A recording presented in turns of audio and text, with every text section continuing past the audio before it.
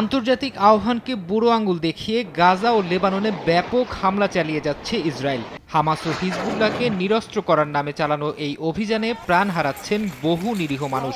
তেল আবিবের এমন কর্মকাণ্ডে মধ্যপ্রাচ্য জুড়ে সংঘাত ছড়িয়ে পড়ার আশঙ্কা দেখা দিয়েছে। সশস্ত্র গোষ্ঠীগুলোর বিরুদ্ধে ইসরায়েলি অভিযানকে যুক্তরাষ্ট্র সমর্থন করলেও অঞ্চলটিতে বড় মাত্রায় যুদ্ধ বেঁধে যাওয়ার আশঙ্কায় নেতানিয়াহুকে সতর্কও করেছে মার্কিন প্রশাসন। তবে তা কানে তুলছেন না ইসরায়েলি প্রধানমন্ত্রী। গাজা ও লেবাননে যুদ্ধবিরতি ইস্যুতে নেতানিয়াহুর সঙ্গে মতবিরোধ বাড়ছে যুক্তরাষ্ট্রের। এবার তারও স্পষ্ট হয়েছে মার্কিন ভাইস প্রেসিডেন্ট কমলা হ্যারিসের এক মন্তব্যে।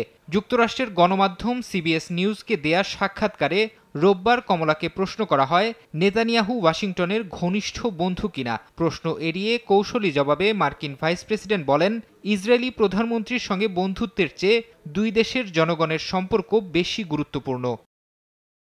সাক্ষাৎকারে কমলাকে আরও প্রশ্ন করা হয়, গাজার উপর ইসরায়েলের সামরিক অভিযান বন্ধ করতে এবং লেবাননে হামলা থামাতে যুক্তরাষ্ট্র কি করছে। জবাবে ডেমোক্রেটিক দলের প্রেসিডেন্ট প্রার্থী বলেন, গাজায় যুদ্ধবিরতি চুক্তির লক্ষ্যে ইসরায়েল সহ ওই অঞ্চলের আরব নেতাদের ওপর চাপ প্রয়োগ করে আসছে যুক্তরাষ্ট্র এবং এটি অব্যাহত থাকবে।